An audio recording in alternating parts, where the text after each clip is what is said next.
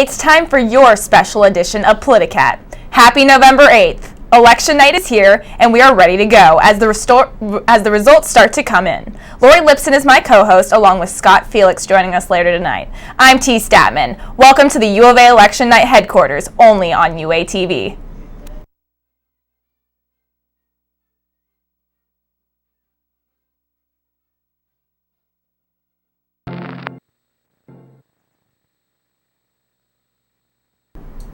The polls closed about an hour ago in Arizona, and the last poll will close at 11 p.m. Lori, what do the results look like so far? Voting of now shows that Hillary Clinton has a 4-point lead against Republican candidate Donald Trump, according to an ABC Washington Post poll. A recent Post poll states that Trump is winning the Florida election as of now, but it's a close call. A poll by BBC News states that Trump has a 4-point lead in the swing state of Ohio. Trump also has leads so far in Nevada and North Carolina, while Hillary has a lead in Colorado, Wisconsin, and Pennsylvania. Trump is surprisingly to some leading by 4 points in our state of Arizona. This is most definitely a tight race, and we are all anxious to see the final results. So what does the congressional race look like? Right now, the congressional race for the House of Representatives looks as if Republican candidates are in control of the Senate as of now, but we will see later tonight what is going to go down. Well, yesterday, Lori went out on campus and asked students their opinions on the election. That will be next on this special edition of Politicat.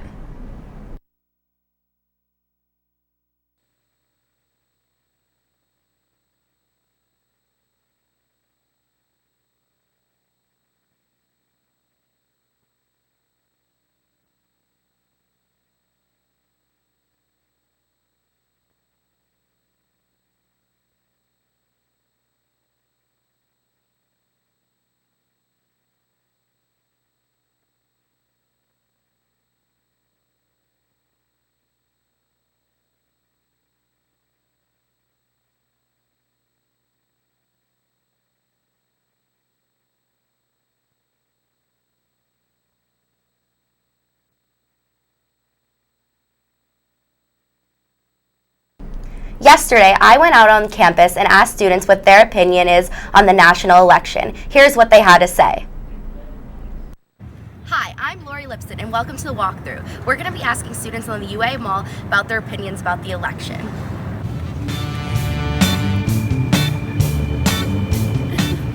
Who are you voting for?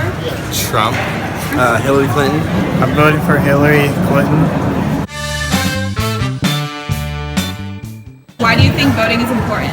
Because people fought for my right to vote, so I feel like I should vote. Every vote counts. Every vote matters in this election. It doesn't matter if you're not going to vote. You should just vote because it's a great thing to do for this country. How do you feel about this election? How I feel? To be honest, I feel really nervous. I just want the best for America, for the economy, for the people. I am really disappointed in both candidates, and I think there's not going to be any winners. Who do you think is going to win if there's a winner? I really don't know. We're neck and neck at this point. What's your opinions about this election? Oh, this election has been pretty challenging, to say the least. You have these two candidates, and you don't know which one seems to be the best. It seems to be a battle of like the two evils, essentially. Reporting from the Student Union for UATV, I'm Lori Lipson. Wow, so the people that you interviewed seem really unsure about this election and the outcome. Yeah, everybody was super unsure. I feel like as a whole, as a country, everybody's super unsure about the outcome of this election because everybody's picking between the lesser of two evils in this race. Yeah, we can see that in the election results right now of what's coming in because of how tight the race looks. The race is so tight right now. Trump is leading in most swing states, but it's probably going to be a toss-up. Yeah, definitely. Right after this break, we will have Scott Felix giving us the latest updates for tonight.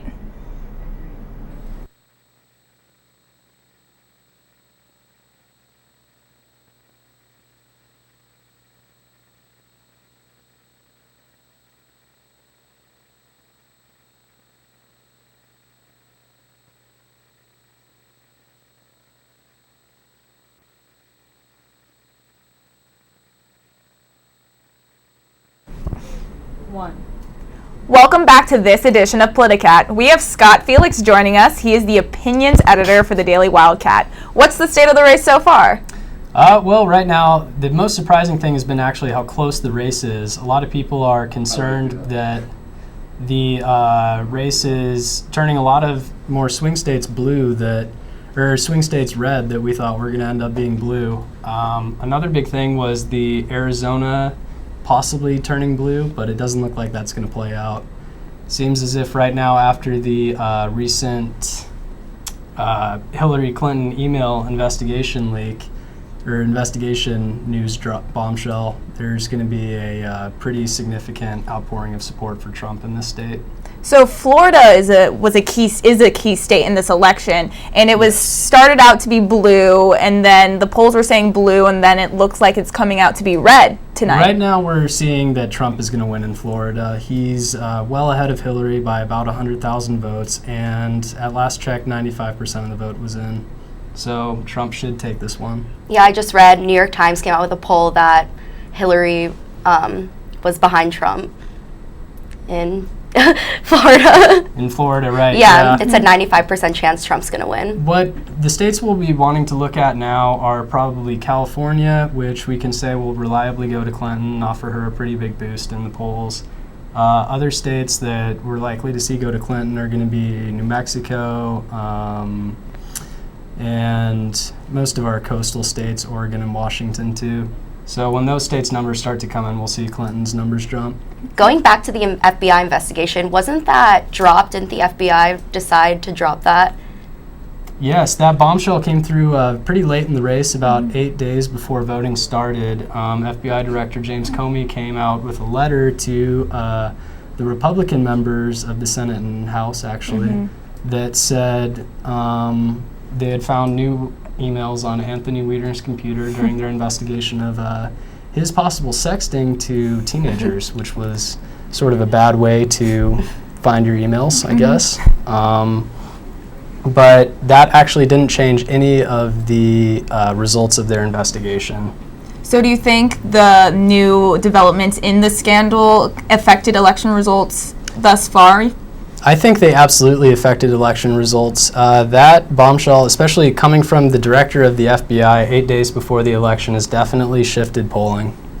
So Michigan's a big state as well. Michigan and North Carolina, how do those states look? We've been seeing them go back and forth, or North Carolina we've been seeing move back and forth over the course of the night. Right now I see it going towards Trump, but it's honestly probably a toss-up there.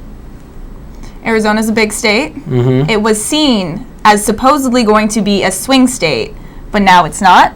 No, now it's definitely going to be for Trump because of the FBI director's email or letter to Congress. Yeah, I think right now he's 4 points ahead in Arizona, so that's a big lead. As always, there's going to be votes coming in all throughout the night, all throughout the next few days because of mail-in ballots and some other things that are going on. The election might not get called before the end of the night, that's right. It could end up going as far as 2 days before we have a result, but hopefully we'll have one sometime around midnight tonight for sure. Wow, well thank you, Scott. After this break, we will have a list of top 5 campaign slogans of all time.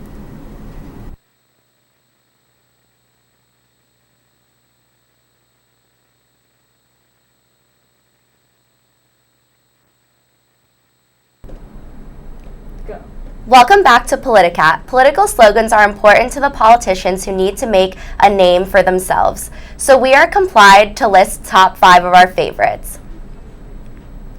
We begin our list with Barry Goldwater. In 1964, he used the slogan, quote, "In your heart, you know he's right," end quote. His opponent, Lyndon B. Johnson, came out with a counter slogan that said, quote, "In your guts, you know he's nuts," end quote. I'm just wild about Harry, with Harry S. Truman's slogan in 1948, which was also the name of a popular song by Julie Garland. Franklin Pierce used the slogan, "We poked you in 44, we shall pierce you in 52," which was successfully used to gain name recognition for Pierce. In 1992, Bill Clinton used the slogan, quote, "It's the economy, stupid," end quote, while he was campaigning, which was during a recession. And our number one is Dwight D. Eisenhower's iconic, quote, "I like Ike," end quote, slogan that was used in 1952, and then again in the 1956 presidential election, he used a similar one that was, quote, "I still like Ike," end quote. The results are still rolling in and will be for the next couple days.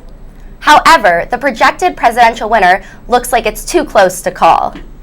Thanks for watching this special edition of Politicat for the 2016 presidential election. As always, I'm T. Statman. And I'm Lori Lipson. Make sure you bear down and go Cats.